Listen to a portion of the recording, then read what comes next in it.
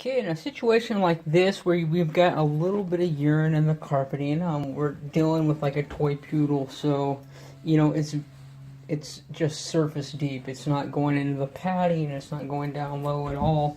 So in situations like this, again, like I said, I stiffen up our product that we use by adding more peroxide to it to do the cleaning.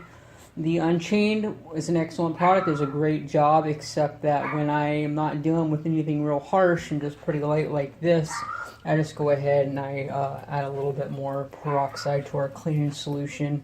And as far as just getting the stains and discolorations and that urine out of the carpeting, it does a very excellent job. However, again, like if it was a bit more harsh with a lot more urine on the carpet, I would definitely be using the Unchained.